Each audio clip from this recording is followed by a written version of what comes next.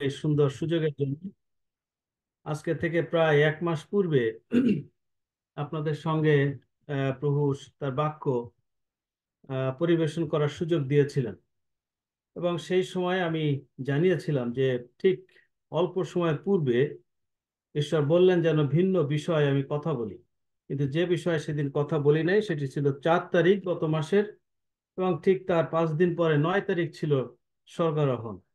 আজকে আমি যে বিষয়টা নিয়ে কথা বলতে চাই সেই বিষয়ে যে স্বর্গারোহণের কি গুরুত্ব বিশ্বাসী জীবনে রয়েছে সে বিষয়টি নিয়ে আমরা কথা বলবো।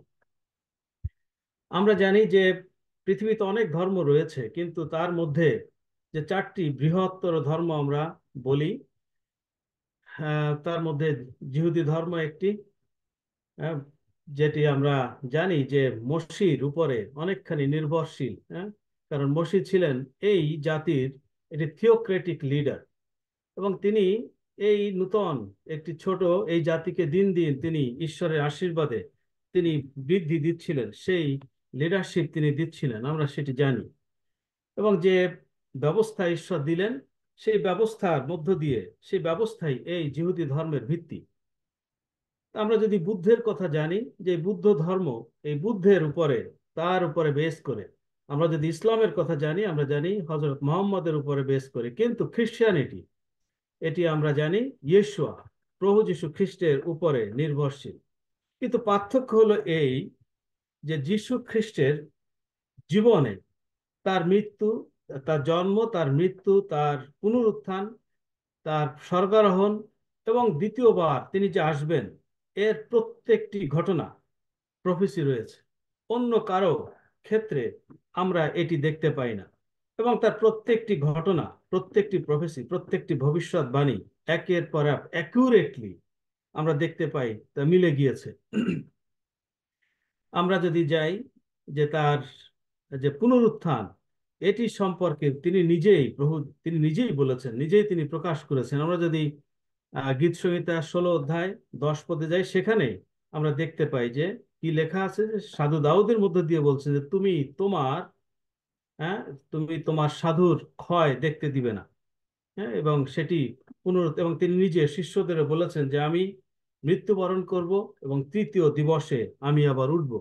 তার জন্মের বিষয়ে আমরা জানি অনেক প্রফেসি রয়েছে, তার মৃত্যুর বিষয়ে অনেক প্রফেসি রয়েছে, তার রিজারেকশনের কথা তো বললামই।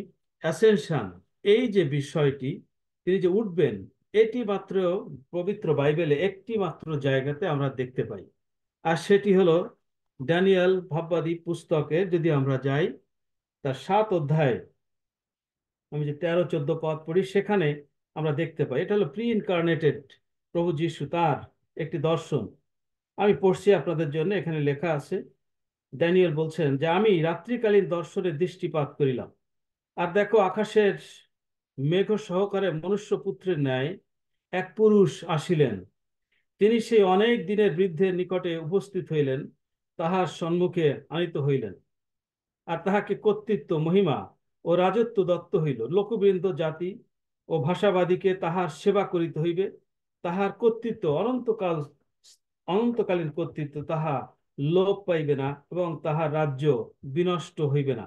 আমরা এখানে দেখি, আমি এই ট্রান্সলেশনটা আমি খুব স্বচ্ছন্দ বোধ করি না। এখানে যেটি বলা হচ্ছে যে অনেক দিনের বৃদ্ধের নিকটে, কিন্তু আমরা যদি অরিজিনাল যে হিব্রু শব্দ তার কাছে যাই, সেটির ইংরেজি অরিজিনাল যে ট্রান্সলেশন সেটি হওয়া কথা ছিল the ancient of the day. কিন্তু এখানে যেন ঈশ্বরকে বৃদ্ধ বানিয়ে দেওয়া হয়েছে। এটি একটু অনেক সময় আমাদের একটু সাবধানতা অবলম্বন করে পড়া উচিত, কারণ তিনি জরাজীর্ণ ঈশ্বর নন। এবং তার সম্মুখে প্রভু যিশুকে, কাকে, মনুষ্য পুত্রের ন্যায় এক পুরুষকে আনা হলো, এবং কি আকাশের মেঘ সহকারে, হ্যাঁ, মনুষ্য পুত্রের ন্যায় এক পুরুষ আসিলেন। আমরা যদি এর সঙ্গে সঙ্গতি রেখে যদি আহ প্রেরিত পুস্তকে যাই, সেখানে আমরা দেখতে পাবো সেখানে কি লেখা আছে, তিনি কিভাবে গেলেন। আহ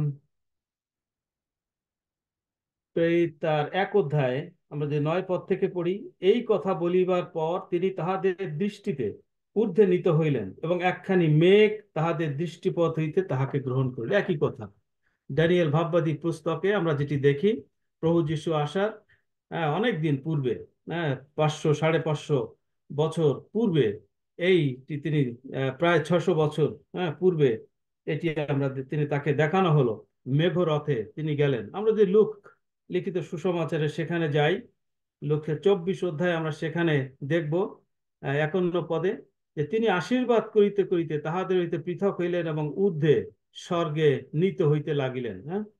একই ঘটনা আমরা দেখতে পাই। তার পুনরুত্থান সম্পর্কে আমরা জানি, তার তিনি যে আসবেন এ বিষয়ে আমরা জানি। অর্থাৎ খ্রিস্টীয় ধর্ম, যে ধর্মে আমরা বিশ্বাস করি, বা প্রভু যীশু খ্রিস্টকে আমরা বিশ্বাস করি, তিনি এমন এক পুরুষ যে তার জন্ম, মৃত্যু, তার পুনরুত্থান, স্বর্গারোহণ এবং তিনি যে আবার আসবেন, এর প্রত্যেকটি বিষয়ে কি রয়েছে? ভগবানই রয়েছে, যা অন্য কোনো সেই ধর্মবেত্তার জীবনে আমরা একটি দেখতে পাই না। গুরুত্বপূর্ণ বিষয় হলো এই, যে লোকলিখিত সুসমাচারে আমরা যদি যাই, যে আমরা জানি অনেক সময় আমরা কি করি, আজও চল্লিশা আমরা পালন করি, তাই না? কিন্তু চল্লিশা পালন করা আমরা করি কখন থেকে? যেদিন থেকে কোনো ব্যক্তি, আত্মীয় স্বজন মারা যায়, সেখান থেকে 40 দিন গুনে যায়। কিন্তু আসলে এটি একটি রং কনসেপশন, এবং কাউন্টটাও রং। কারণ 40 দিন যেটি আমরা দেখতে পাই প্রেরিত পুস্তকে, 40 দিন হলো যিশু শুক্রবারে মারা গেলেন সেখান থেকে না, কিন্তু 40 দিনও তিনি যেদিন থেকে উঠলেন দেখা দিলেন, তিনি 40 দিন দেখা দিলেন। সেইটা যদি হয়, আমরা আসলে যেটা করি, আমরা তো জানি না যে যিনি মারা গেছেন তিনি ওই 2 দিন পরে তো উঠবেন না। কিন্তু এটি আমরা একটা রেওয়াজ হয়ে গেছে 40 দিন, কিন্তু এটি আসলে 40 দিন না। আমরা যদি সেই শুক্রবার থেকে ধরি, বেসিক্যালি এটা হওয়ার কথা ছিল 42 দিন। কিন্তু যিশু 40 দিন তিনি দেখা দিয়েছেন, এটি হলো আসল কথা। কিন্তু আমি যে বিষয়টি আলোকপাত করতে চাই, আমরা যদি একটু খেয়াল করি, প্রেরিত পুস্তকে বলছেন যখন প্রভু তিনি ঊর্ধ্বে নীত হলেন, আর তখন কি হলো, সেখানে সে একজন স্বর্গদূত আসলেন, আর এসে বললেন, তোমরা কি দেখছো? তোমরা উহাকে যেরূপে স্বর্গে গমন করতে দেখিলে উনি সেরূপ আগমন করবেন। এবং সেটি কোথায়? জৈতুন পর্বতের উপরে। এবং এটি কোন সময়, প্রভু কোন সময় তিনি স্বর্গে নীত হলেন? আমরা যদি একটু দেখি, এটির একটা হিন্টস রয়েছে। এটা এটা অবশ্যই সন্ধ্যার সময়। কিভাবে বলা যায়? আমরা জানি 24 অধ্যায় যদি আমরা পড়ি লোকলিখিত সুসমাচার, সেখানে আমরা জানি যে দুজন যারা যিশুর শিষ্য নয় কিন্তু ওই তাদের সঙ্গে ছিলেন, তারা কোথায় যাচ্ছিলেন? ইম্মাউর পথে। আর হঠাৎ করে যিশু তাদের সঙ্গে দেখা দিলেন। দেখা দিয়ে তাদের সঙ্গে তিনি কথা বললেন, কিন্তু তারা বুঝলো না, চিনলো না প্রভুকে। আর তখন সন্ধ্যা হয়ে গেল। আমরা যদি দেখি লোকলিখিত সুসমাচার 24 অধ্যায় 29 পদ, সেখানে কি লেখা আছে? তিনি কিন্তু তাহারা সাধ্য সাধনা করিয়া কহিলেন, আমাদের সঙ্গে অবস্থিতি করুন, কারণ সন্ধ্যা হইয়া আসিল। তখন তিনি কি করলেন? তাদের সঙ্গে তিনি ভোজনে বসে, সন্ধ্যার বেলায় তিনি তাদের সঙ্গে গেলেন, ভোজনে বসলেন, এবং হঠাৎ করে তাদের চক্ষু খুলে গেল। আর যিশু তাদের থেকে চলে গেলেন, তারা তাকে দেখতে পেল না। পরে এই দুইজন কি করলো? তারা আর ইম্মাউর পথে না গিয়ে তারা চলে আসলো কোথায়? জেরুসালামে। ওই যে 11 জন, তাদের কাছে ফিরে আসলেন। তাহলে নিশ্চয়ই যে সন্ধ্যার সময় ফিরে আসার পরে যখন তারা আসলো, যিশু হঠাৎ করে সেখানে আবার তিনি উদয় হলেন। এবং সেখানে আমরা যদি দেখি, সেটা তাহলে নিশ্চয়ই সন্ধ্যার কিছু সময়ের মধ্যে হবে, বা 2 ঘন্টা সময়ের পথ যদি হয়, তা সন্ধ্যার থেকে ওই একটু শেষ সন্ধ্যার দিকেই হবে। তারা দেখলো, যিশু এসে বললো, তোমাদের শান্তি হোক। তারা চিনতে পারলো। কিন্তু 41 পদে খুব গুরুত্বপূর্ণ একটি বিষয় আমরা দেখি, তখনও তাহারা আনন্দ প্রযুক্ত অবিশ্বাস করিতেছিল। দেখুন তো, আনন্দ করছে যে প্রভু উঠেছেন, কিন্তু তারপরে অবিশ্বাস, আনন্দ প্রযুক্ত অবিশ্বাস করিতেছিল। তারা চিন্তা করতে পারে নাই তিনি মারা গেছেন, সবই শেষ। তিনি যে উঠবেন, এটা তাদের মাথার মধ্যে ছিল না। তারা বিশ্বাস করতে পারছে না, আনন্দিত হচ্ছে কিন্তু বিশ্বাস করতে পারছে না। জয়, কিন্তু একই সঙ্গে একটি অবিশ্বাস। শেষে আমরা যেটি দেখলাম, যে সেই জায়গা থেকে আস্তে আস্তে তিনি তাদেরকে নিয়ে সেই নিশ্চয়ই জৈতুন পর্বতে গেলেন। আর সেখানে গিয়ে তিনি তাদের কি বললেন? আম, আমরা যদি দেখি 39-50 পদ থেকে যদি আমরা দেখি, পরে তিনি তাহাদিগকে বৈথুনিয়ার সম্মুখ পর্যন্ত লইয়া গেলেন। বৈথুনিয়ার সম্মুখ পর্যন্ত মানে জৈতুন পর্বত, এবং হাত তুলিয়া তাহাদিগকে আশীর্বাদ করিলেন। পরে এরূপ হইল, তিনি আশীর্বাদ করিতে করিতে তাহাদের হইতে পৃথক হইলেন এবং ঊর্ধ্বে স্বর্গে নীত হইতে লাগিলেন। আর তাহারা তাহাকে প্রণাম করিয়া মহানন্দে জেরুসালেমে ফিরিয়া গেলেন। দেখেন, কিছু পূর্বে তারা ছিল আনন্দিত কিন্তু অবিশ্বাস। এবার যখন তিনি স্বর্গে চলে গেলেন, তখন তারা মহানন্দ। এবার তাদের মধ্যে একটা মহানন্দ আসলো। তারা প্রভু যীশু খ্রিস্টের প্রথম আগমনের শেষ যে ঘটনা, সেটি হলো স্বর্গারোহণ। সেটায় যিনি যখন স্বর্গারোহণে গেলেন, তারপরে যেটি শুরু হলো সেটি কি? আমাদের অপেক্ষা যে তিনি আবার আসবেন, র্যাপচার, এবং তারপরে দ্বিতীয় আগমন।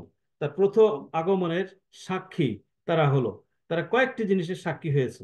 3.5 বছর যিশুর সঙ্গে ছিলেন, তার মিশন তারা দেখেছে, তার ভিশন দেখেছে, তার মৃত্যু দেখেছে, পুনরুত্থানের সাক্ষী হয়েছে, অবিশ্বাসও করেছে, আনন্দিত হয়েছে।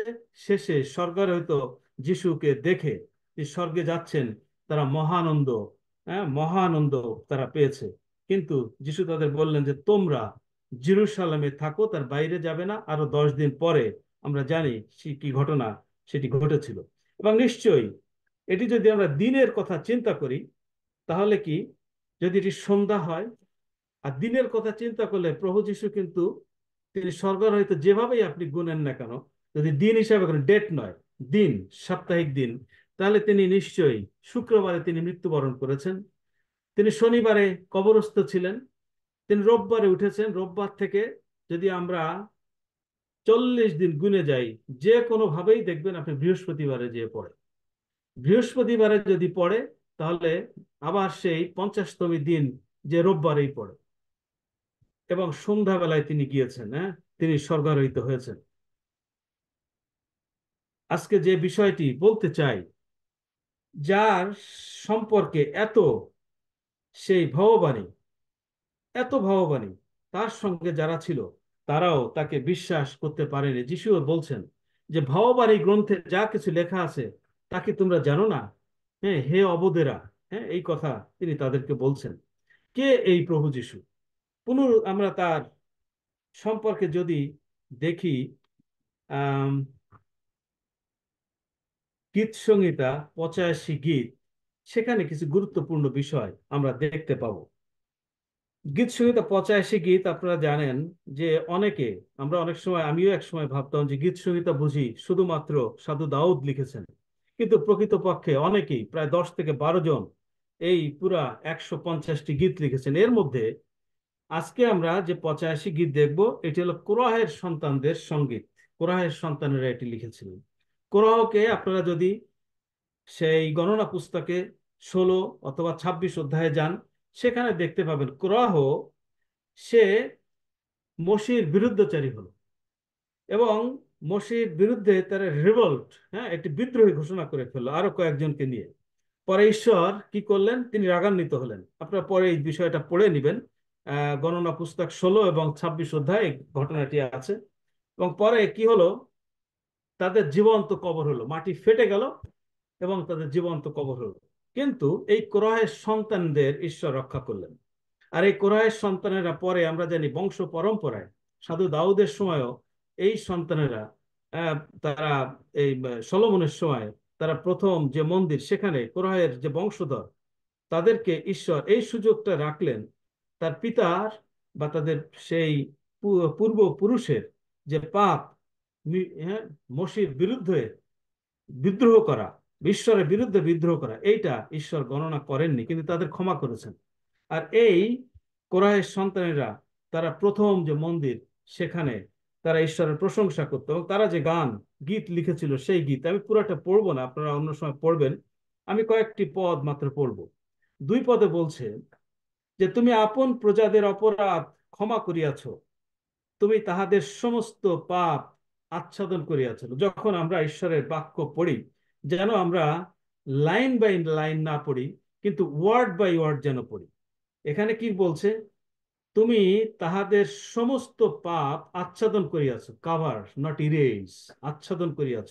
এটি কোন সময়? এটি হলো ব্যবস্থার সময়। কিন্তু যদি আমরা একটু পরে যাই, 7 পদে কি বলছে?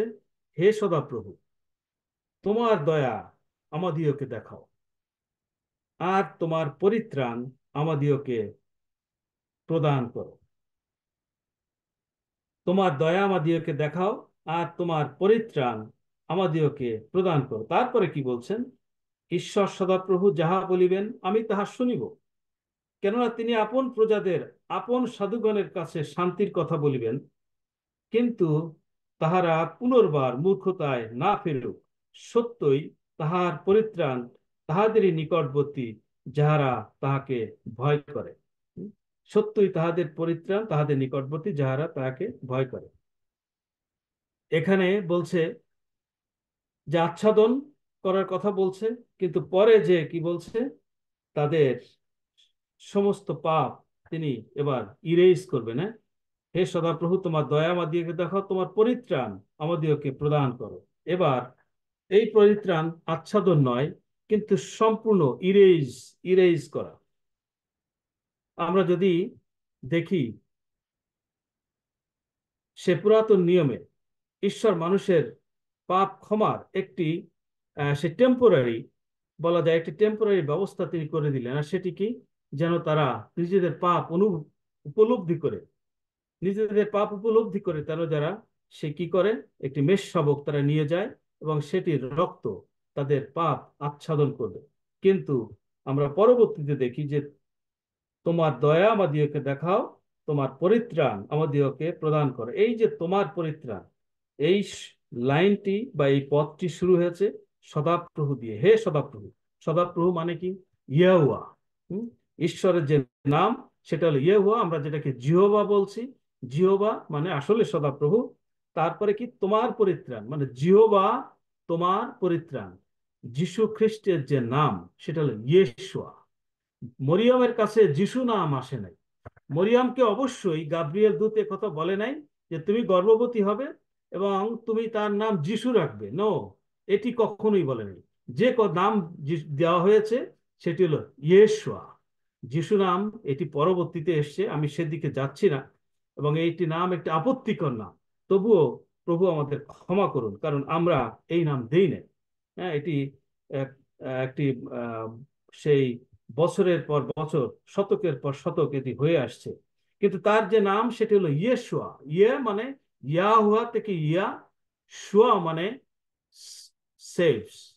ইয়েশোয়া মানে হি সেভস, মানে ঈশ্বর সদাপ্রভু পরিত্রাণ করেন। সেই কথা এখানে বলা হচ্ছে, তোমার পরিত্রাণ। এই শব্দের মধ্যে প্রভু যিশু এখানে লুকানো আছে।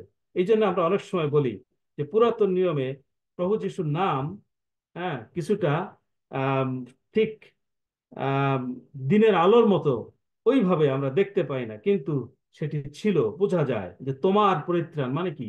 হি সেভস, গড সেভস। সেই পরিত্রাণ আমাদিগকে দেখাও। তারপরে কি বলছেন? কিন্তু তাহারা পুনর্বার মূর্খতায় না ফিরুক। আগে বলছে যে আচ্ছাদন করা, এখন বলছে পুরাপুরি যেন আমরা পরিত্রাণ পাই। এবং এই পরিত্রাণ মানে সম্পূর্ণ পরিত্রাণ। এটা হলো ইরেজ, সমস্ত পাপ ইরেজ করা।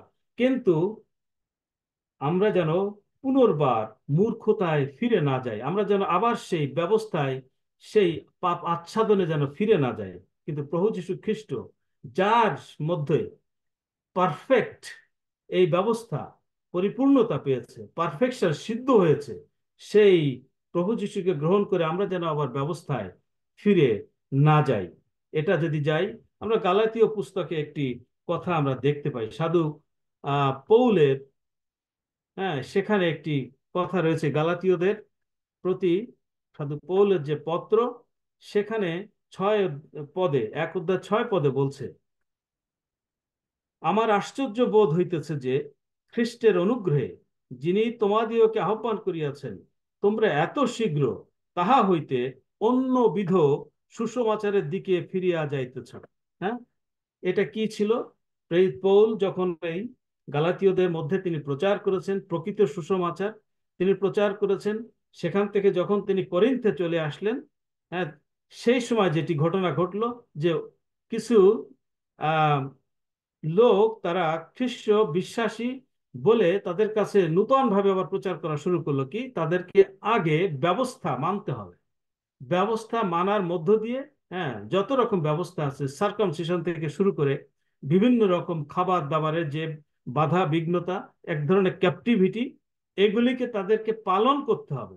তা না হলে প্রভু যিশুকে, হ্যাঁ, ওইটা পালন করে তারপরে প্রভু যিশুকে বিশ্বাসের মধ্য দিয়ে এই যে ভ্রান্ত সুসমাচার এই গালাতীয় মণ্ডলীর মধ্যে ঢুকেছিল। তার মানে কি, যে কথা এখানে বলছে 85 গীতে, কিন্তু তাহারা পুনর্বার মূর্খতায় না ফিরুক।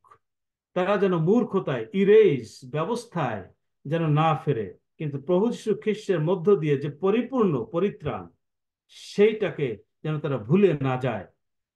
আমরা যদি 10 এবং 11 পদ একটু দেখি, গীত সংহিতা, যে দয়া ও সত্য পরস্পর মিলিল, ধার্মিকতা ও শান্তি পরস্পর চুম্বন করিল, ভূমি হইতে সত্যের অঙ্কুর ওঠে, স্বর্গ হইতে ধার্মিকতা হেট হইয়া দৃষ্টিপাত করিয়াছে। আমরা যদি 86 গীতের 15 পদ দেখি, সেখানে কি বলছে, কিন্তু হে প্রভু তুমি স্নেহশীল কৃপাময় ঈশ্বর, ক্রোধে ধীর ও দয়াতে, এবং দয়াতে ও সত্যে মহান। তার মানে দয়া এবং সত্য ঈশ্বরের দুইটি গুণ। আর এখানে আমরা যদি দেখি যে দয়া ও সত্য পরস্পর মিলিল, ধার্মিকতা ও শান্তি পরস্পর চুম্বন করিল। প্রকৃতপক্ষে প্রভু যীশু খ্রিস্টের বিষয়ে বলা হয়েছে, আমরা যদি যোহন লিখিত সুসমাচার তার 1 অধ্যায় 14 পদে দেখি, সেখানে লেখা আছে কি, যে তিনি অনুগ্রহে ও সত্যে পূর্ণ। তার মানে কি, ঈশ্বরের যে দুইটি কোয়ালিটি, গুরুত্বপূর্ণ কোয়ালিটি, একটা হলো কি দয়া, আর একটা হলো সত্য। এই দুইটি প্রভু যীশু খ্রিস্টের মধ্যে, তিনি এই দয়া এবং সত্যে পরিপূর্ণ। হ্যাঁ, তাই দয়া এবং সত্য পরস্পর মিলল কোথায়? প্রভু যীশু খ্রিস্টের মধ্যে।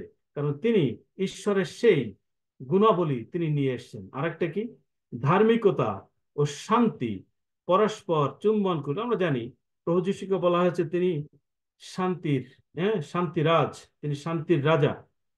হ্যাঁ, তিনি শান্তির রাজা হিসাবে সেই তার স্বর্গ, নূতন স্বর্গ রাজ্য তিনি প্রতিষ্ঠা করবেন।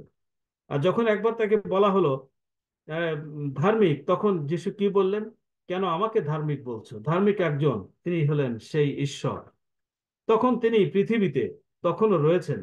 হ্যাঁ, তিনি বলছেন ধার্মিক আমি এখনো, হ্যাঁ, আমাকে নয়, কিন্তু একমাত্র ঈশ্বর ধার্মিক। কিন্তু জানেন, লোকলিখিত সুসমাচারে যে কথা বলা আছে, যে তাকে সমস্ত জগৎ, পৃথিবীর সমস্ত পরাক্রম, সবকিছু তাকে দেওয়া হয়েছে, ইনক্লুডিং ধার্মিকতা, এভরিথিং তাকে দেওয়া হয়েছে। আমরা যদি দেখি যে ভূমি হইতে সত্যের অঙ্কুর ওঠে, স্বর্গ হইতে ধার্মিকতা হেট হইয়া দৃষ্টিপাত করিয়াছে। আমরা যদি দেখি যে ভূমি থেকে কিভাবে সত্যের অঙ্কুর ওঠে, সত্য বিষয়টা কি, আমরা অনেক সময় খুব ইন্টারচেঞ্জেবলি সত্য এই শব্দটাকে ট্রুথ এবং ফ্যাক্ট বলি, কিন্তু ট্রুথ এবং ফ্যাক্ট আকাশ পাতাল ব্যবধান। ফ্যাক্ট কি? ফ্যাক্ট হলো অনেকটা এভিডেন্স বেসড। হ্যাঁ, এভিডেন্স বেসড কিন্তু চেঞ্জেবল। আপনি যদি চিন্তা করেন, আজকে বাংলাদেশে মানুষের গড় আয়ু প্রায় 72 থেকে 73 বছর, কিন্তু এখান থেকে যদি 1995 সালে যান, গড় আয়ু ছিল 54 বছর। এটি কেন? যে আজকের দিনে আমরা কিছু এভিডেন্স নিয়ে যোগ বিয়োগ করে আমরা বলছি যে এইটাই, ইট ইজ ফ্যাক্ট। কিন্তু এটা চেঞ্জেবল, কারণ এখান থেকে প্রায় 30 বছর আগে এটি ছিল 54 বছর। দুটাই ঠিক আছে, কিন্তু ফ্যাক্ট হলো এভিডেন্স বেসড কিন্তু চেঞ্জেবল। কিন্তু সত্য, ট্রুথ যেটি, সেটি হলো ফেইথ বেসড, আনচেঞ্জেবল। বিশ্বাস করতে হয়। হ্যাঁ, যেটা আমরা দেখি যে আনন্দ করছে শিষ্যরা, কিন্তু অবিশ্বাসের সঙ্গে, তারা বিশ্বাস করতে পারছে না, অবিশ্বাসের সঙ্গে। আর একটা কি, আমরা অনেক সময় বলি যে জন্ম থাকলে তার মৃত্যু হবেই, মৃত্যু একটা সত্য, মৃত্যু হলো ফ্যাক্ট। কিন্তু সত্য হলো মৃত্যু থেকে পুনরুত্থান। কারণ মৃত্যু সকলের পক্ষে এটি বিশ্বাস করা সহজ, কিন্তু পুনরুত্থান বিশ্বাস করা সহজ নয়। এটা হলো ট্রুথ। এই জন্যে ভূমি থেকে কি বলছে, ভূমি হইতে সত্যের অঙ্কুর ওঠে, ভূমি থেকে সত্যের অঙ্কুর। হ্যাঁ, প্রভু যিশুকে কি বলা হয়েছে, যে তিনি মৃতগণের মধ্যে তিনি অগ্রগণ্য। হ্যাঁ, মৃতগণের মধ্যে কোথার থেকে, এবার তিনি মাতৃগর্ভ থেকে নয়, কিন্তু ভূমি থেকে, হ্যাঁ, পৃথিবীর ভূগর্ভ থেকে তিনি এই সত্যের অঙ্কুর উঠছে। আর তখন যখন যিনি প্রভু ক্রুশের উপরে তিনি বললেন কি, আমি আমার আত্মা তোমার উপর সমর্পণ করলাম, শেষে কি বললেন, যে সমাপ্ত হলো। ক্রুশ পর্যন্ত, মৃত্যু পর্যন্ত নিজেকে সঁপে দেওয়া, এটি ছিল প্রভু যীশু খ্রিস্টের দায়িত্ব। যখন তিনি নিজেকে সমর্পণ করে দিলেন, তখন থেকে ঈশ্বর, স্বর্গের ঈশ্বর, তিনি সমস্ত দায়িত্ব নিলেন। এবং যখন তিনি তার পুত্রকে, এই প্রথম পুনরুত্থান পৃথিবীতে সংগঠিত হচ্ছে, যখন তিনি উঠলেন, এই ধার্মিক ঈশ্বর তিনি দেখলেন, হেঁটে উপর থেকে দেখলেন যে সেই প্রভু যীশু, তার প্রিয় পুত্র, প্রকৃত সত্য মৃত্যুকে পরাজিত করে যিনি উঠলেন, হেঁট হয়ে সমস্ত স্বর্গ, সমস্ত তার বাহিনী, তারা দেখলো যে হ্যাঁ, প্রভু যীশু খ্রিস্ট উঠলেন। কিন্তু যাদেরকে তিনি দেখা দিলেন, তারা বিশ্বাস করতে পারেনি। তারা বিশ্বাস করলো কখন? স্বর্গারোহিত হওয়ার পর। দেখেন, সমস্ত জিহুদি জাতি, তারা দুইটি সেক্টে বিভক্ত বিভক্ত ছিল। একটি হলো আমরা জানি ফরিসি, আর একটা হলো সদ্দুকি। ফরিসি, তারা পুনরুত্থানে বিশ্বাস করত, নিশ্চয়ই মৃত্যুতেও বিশ্বাস করত। কিন্তু যারা সদ্দুকি, তারা মৃত্যুতেও অবশ্যই বিশ্বাস করত, কিন্তু মৃত্যুর পরে যে পুনরুত্থান হতে পারে, এইটি তারা বিশ্বাস করত না। এবং এটি বিশ্বাস করা খুব কঠিন। কিন্তু আমরা দেখতে পাই যে সেটি প্রভু যীশু খ্রিস্টের মধ্য দিয়ে পিতা ঈশ্বর তিনি সেটি ঘটিয়েছেন। দেখুন, প্রভুর মৃত্যু অনেকেই, সে সময় তারা অনেকেই জানতো যে সেই ব্যক্তি তিনি মারা গেছেন, তিনি কবরস্থ হয়েছেন। হ্যাঁ, মরিয়ম জানতো, হ্যাঁ, যে তার ছেলে, অনেকেই দুঃখিত ছিল, অনেকে ব্যথিত ছিল। মরিয়মের দুঃখ কি ছিল? যে তিনি তার সেই পুত্রকে তিনি হারিয়েছেন। হ্যাঁ, অনেক, হ্যাঁ, ঘটনার সাক্ষী মরিয়মের দুঃখ সেখানে। সাধারণ পাবলিকের মধ্যে কি ছিল? যে একজন ভালো হিলার, যিনি, হ্যাঁ, তিনি অনেককে বিনা পয়সায় চিকিৎসা দিয়েছেন, তিনি মারা গেছেন, সেই মানুষটাকে মেরে ফেলেছে। হ্যাঁ, অনেকে দেখলো যে একটু সাধারণ মানুষ, একজন ইনোসেন্ট মানুষ, তাকে এভাবে টর্চার করে, হ্যাঁ, মারা হলো। তারা দুঃখ পেয়েছে। শিষ্যরা দুঃখ পেয়েছে, কারণ কি? যে তাদের প্রভু, সেই লর্ড, হ্যাঁ, তাদের যে গুরু, তাকে মেরে ফেলা হয়েছে। কিন্তু কেউ বুঝতে পারেনি যে সকলের পাপের প্রায়শ্চিত্তের জন্য, পাপের ক্ষমার জন্য, পরিত্রাণের জন্য, যার নাম ইয়েশোয়া, তিনি মৃত্যুবরণ করেছে, এইটি আর কেউ বুঝতে সেই সময় পারেনি। যখন তিনি রিজারেক্টেড হলেন, 50% তারা বুঝতে পারলো, 50-50। হ্যাঁ, আনন্দ আছে, অবিশ্বাস আছে। কিন্তু যখন তিনি স্বর্গে চলে গেলেন, তখন তাদের কি হলো? মহানন্দ হলো। এবার তাদের বিশ্বাস দৃঢ় হলো, এবং সে বিশ্বাসের পরিপূর্ণতা হলো আমরা জানি 50তমের দিনে।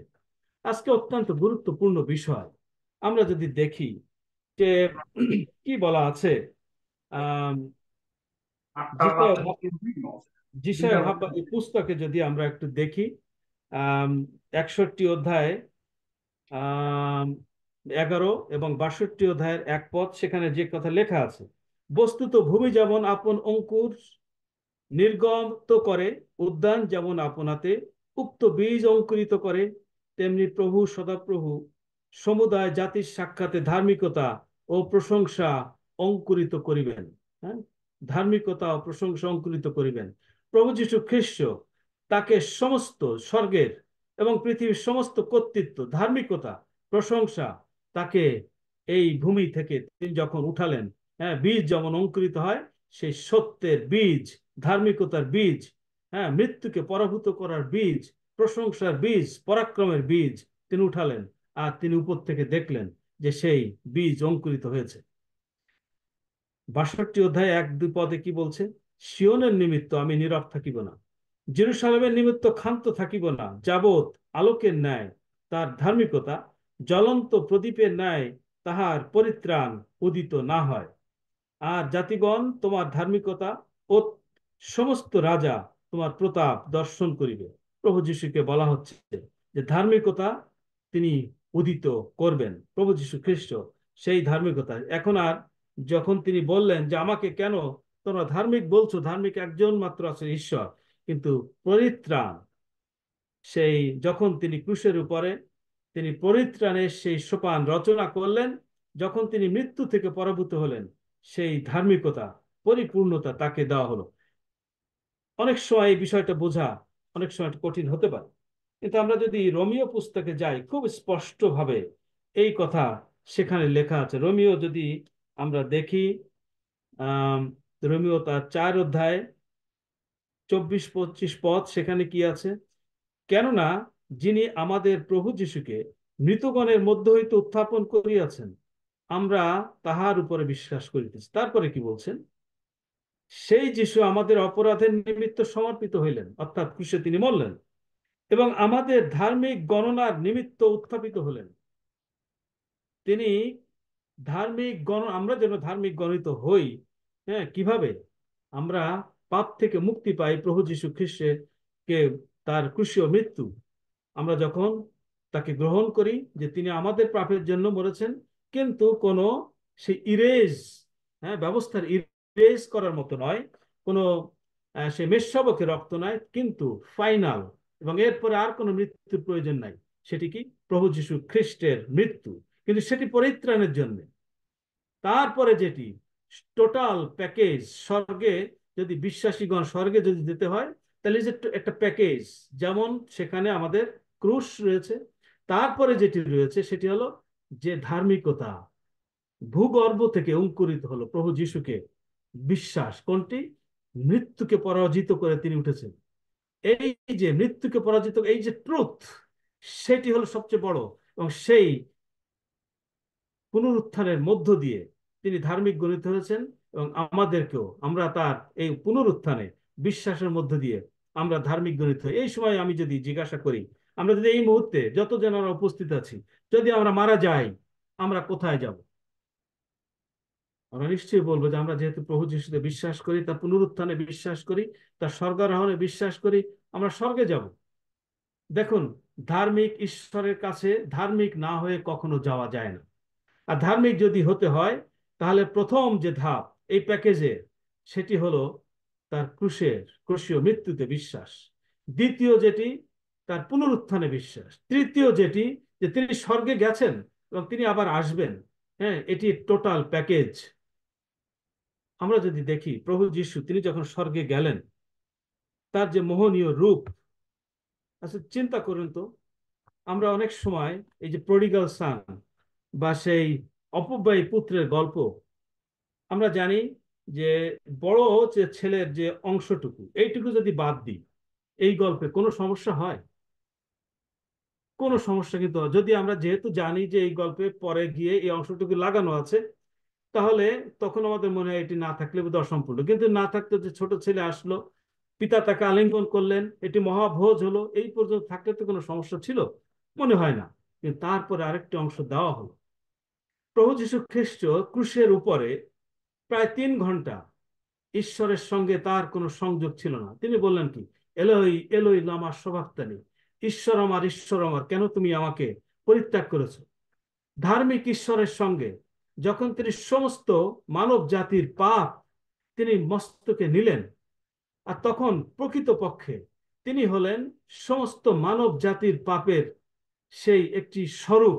অর্থাৎ তাকে বলা যেতে পারে তিনি সমস্ত মানব জাতির যে অপব্যয়ী পুত্র, আমরা যে চাইল্ড, আমাদের প্রতিমূর্তি তিনি হলেন। এবং শেষে কি হলেন? তিনি ফিরে গেলেন পিতার কাছে 33 বছর পরে। তার পুত্র, হ্যাঁ, স্বর্গে ফিরে যাচ্ছেন। কি আনন্দ, কি আনন্দ স্বর্গে! এবং সেই পুত্রকে আমরা কি জানি?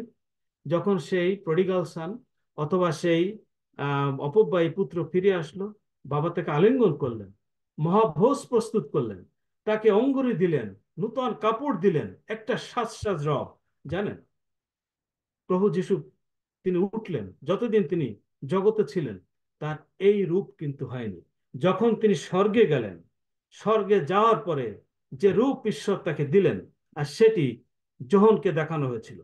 আমরা যদি প্রকাশিত বাক্য তার 1 অধ্যায় 13 থেকে দেখি, সেখানে কি তার যে রূপ, এই রূপ দেখা যায় না। যদি এই রূপ তিনি সেই কবর থেকে ওঠার পরপরই যদি এই রূপ পেতেন, কারো পক্ষে তাকে দেখা সম্ভব হতো না, এবং কারো পক্ষে আজকে সাক্ষ্য দেওয়া হয়তো সম্ভব হতো না তিনি উঠেছেন। কিন্তু তিনি সেই রূপ তখনও ধারণ করেন নাই। যখন তিনি স্বর্গে গেলেন, সেই রূপ তাকে দেওয়া হলো। যেমন ভাবে প্রডিগাল সান অথবা অপব্যয়ী পুত্রকে একটি নূতন সাজ দেওয়া হলো। আর সেটি কি? যে যোহন বলছে যে আমি মুখ ফিরিয়া দেখিলাম সপ্ত সুবর্ণ দিববৃক্ষ, ও সেই সকল দিববৃক্ষের মধ্যে মনুষ্য পুত্রের ন্যায় এক ব্যক্তি, তিনি পাদ পর্যন্ত পরিচ্ছদ আচ্ছন্ন, এবং বক্ষস্থলে সুবর্ণ পটুকায় বদ্ধকটি, তাহার মস্তক ও কেশ শুক্ল বর্ণ মেষলোমের ন্যায়, হিমের ন্যায় শুক্ল বর্ণ, ও তাহার চক্ষু অগ্নিশিখার তুল্য, এবং তাহার চরণ অগ্নিকুণ্ডে পরিষ্কৃত সুপিত্তলের তুল্য, এবং তাহার রব বহু জলের রবের তুল্য। আর তাহার দক্ষিণ হস্তে সপ্ত তারা আছে, এবং তাহার মুখ হইতে তীক্ষ্ণ দ্বিধার তরবারি নির্গত হইতেছে, এবং তাহার মুখমণ্ডল নিজ তেজে বিরাজমান সূর্যের তুল্য। তাহাকে দেখিবা মাত্র আমি মৃতবৎ হইয়া তাহার চরণে পড়িলাম। এই যে মৃতবৎ হয়ে চরণে পড়লো, এই দৃশ্য দেখা যদি পুনরুত্থান হওয়ার পরে এই 40 দিনে এই দৃশ্য যদি হতো, কারো পক্ষে, কোন শিষ্যের পক্ষে প্রভু যীশুকে দেখা সম্ভব হতো না। দর্শনের মধ্যে যোহন, যিনি যিশুর সঙ্গে 3.5 বছর ছিলেন, তিনি তার কি হলো, যে তিনি মৃতবৎ হয়ে পড়ে গেলেন। যদি এই সত্যময়, এই পরাক্রমী প্রভু যিশুর সঙ্গে স্বর্গে যদি আমাদের তার সম্মুখে যেতে হয়, তাহলে কি হতে হবে? আমরা কি এই অবস্থায় যেতে পারবো? কোনোভাবেই সম্ভব নয়। এই অবস্থায় কোনোভাবে যাওয়া সম্ভব নয়। আমাদেরকে পরিত্রাণ পেতে হবে বিশ্বাসে, সেই ট্রুথ, হ্যাঁ, এবং সেই ধার্মিক গণিত হতে হবে, অনুগ্রহে ধার্মিক আমাদের গণিত হতে হবে। তারপরে আমরা যেতে পারি। এবং কিভাবে যেতে পারি, আমাদের কি হবে, এর কিছু প্রি কন্ডিশন রয়ে গেছে। আমরা যদি করন্থীয়, 1 করন্থীয় 15 অধ্যায় যদি আমরা দেখি, সেখানে কি লেখা আছে। 15 অধ্যায় 51-52 পদে, 1 করন্থীয় 15 অধ্যায় 51-52 পদে এখানে বলছে, দেখো আমি তোমাদেরকে এক নিগূঢ় তত্ত্ব বলি, আমরা সকলে নিদ্রাগত হইব না, কিন্তু সকলে রূপান্তরীকৃত হইব এক মুহূর্তের মধ্যে, চক্ষুর পলকে শেষ তুরি ধরিতে হইব। কেননা তুরি বাজিবে, তাহাতে মৃতেরা অক্ষয় হইয়া উত্থাপিত হইবে, এবং আমরা রূপান্তরীকৃত হইব। কারণ এই ক্ষয়নীয়কে অক্ষয়তা পরিধান করিতে হইবে, এবং এই মর্তকে অমরতা পরিধান করিতে হইবে। প্রভু যীশু খ্রিস্টের সঙ্গে যদি মিলিত হতে হয়, তার যে রূপ, স্বর্গীয় রূপ, তিনি স্বর্গারোহিত হওয়ার পরে তাকে যে রূপ দেওয়া হয়েছে, তাকে যে সাজসজ্জা দেওয়া হয়েছে, তার সঙ্গে যদি যেতে হয়, তাহলে স্বরূপান্তরীকৃত হতে হবে। কিভাবে? বিশ্বাসে। প্রভু যীশু খ্রিস্টের তার ক্রুশীয় মৃত্যু, তার যে পুনরুত্থানের বিশ্বাসের মধ্যে দিয়ে ধার্মিকতা, সেটি হলো একটি অনুগ্রহ মধ্য দিয়ে, এবং আরেকটি বিশ্বাস তিনি স্বর্গারোহিত হয়েছেন, এর মধ্য দিয়ে আমরা প্রভু যীশুর সঙ্গে স্বরূপান্তরিকৃত হতে হবে। যদি আমরা বেঁচে থাকি এই মুহূর্তে, যদি প্রভু আসেন, রূপান্তরীকৃত হতে হবে। যদি আমরা মারা যাই, পুনরুত্থিত হতে হবে। কারণ কি? আমাদের অক্ষয়তাকে, হ্যাঁ, আমাদের এই ক্ষয়তাকে, ক্ষয়নীয়তাকে অক্ষয়তায় তিনি রূপ দিবেন। এই জন্যে পুনরুত্থান এবং স্বর্গারোহণের গুরুত্ব হলো সেইটি, যে আমরা যেন সত্যকে বুঝতে পারি। আর সত্য কি? মৃত্যু নয়, সত্য হচ্ছে তার পুনরুত্থান, যা বিশ্বাসে আমাদেরকে গ্রহণ করতে হয়। বিশ্বাস ছাড়া অন্য কোনোভাবে পুনরুত্থান বিশ্বাস করা যায় না, বোঝা যায় না। প্রভু আমাদেরকে যেন বুঝতে দেন, যেন আমরা এই যে প্রি কন্ডিশন, তার সঙ্গে মিলিত হওয়া, এটি যেন আমরা বুঝতে পারি। তার স্বর্গারোহণ যদি আমাদের যেতে হয়, তাহলে সেই প্রকৃত সত্য আমাদের বুঝতে হবে। সেই প্রকৃত সত্য কি? যে সেই দয়া এবং সত্য, যা ঈশ্বরের কাছ থেকে সম্পূর্ণরূপে প্রভু যীশুকে দেওয়া হয়েছে, যিনি ক্রুশে আমাদের জন্য মরেছেন, যিনি পুনরুত্থিত হয়েছেন ভূপৃষ্ঠ থেকে, মাতৃগর্ভ থেকে নয়, ভূপৃষ্ঠ থেকে তিনি পুনরুত্থিত হয়েছেন ঈশ্বরের অনুগ্রহে, সে ধার্মিকতার অনুগ্রহে।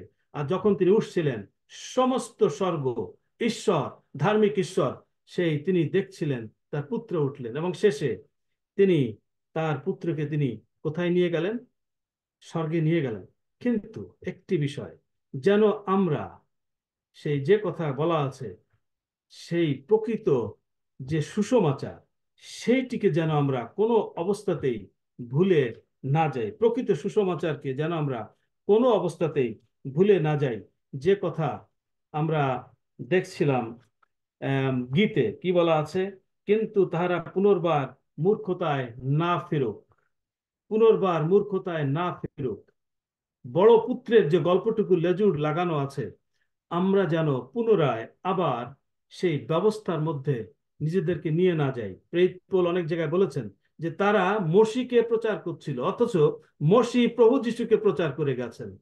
এই জন্যে আমাদের বুঝতে হবে যে আমরা পাপ আচ্ছাদনের পথে নয়, কিন্তু পাপ ইরেজ, ইয়েশোয়া, হি সেভস। প্রভু যিশু আমাদের সবকিছু তিনি ধুয়ে মুছে পরিষ্কার করে দিয়ে স্বর্গের সোপান তিনি রচনা করেছেন। আর শেষে কি বলেছেন? যে আমাকে আমার পিতার গৃহে যেতে হবে, আমি যদি না যাই, হ্যাঁ, তাহলে কি হবে? আমি যাব এবং তোমাদের জন্য স্থান প্রস্তুত করব। আমার পিতার গৃহে অনেক জায়গা আছে, যদি না থাকি তো বলিতাম না। কিন্তু প্রিকন্ডিশন হলো সেই সত্যকে ধারণ করা, সেই সত্যকে পালন করা। প্রভু আমাদের প্রত্যেককে আশীর্বাদ করুন, যেন আমরা তার পুনরুত্থানে আমরা সাক্ষী হতে পারি, এবং তার পুনরুত্থানে যখন তিনি আসবেন, যেন আমরাও পুনরুত্থিত হই এবং অক্ষয়তা আমরা লাভ করি। ঈশ্বর আমাদের প্রত্যেককে আশীর্বাদ করুন। আমেন।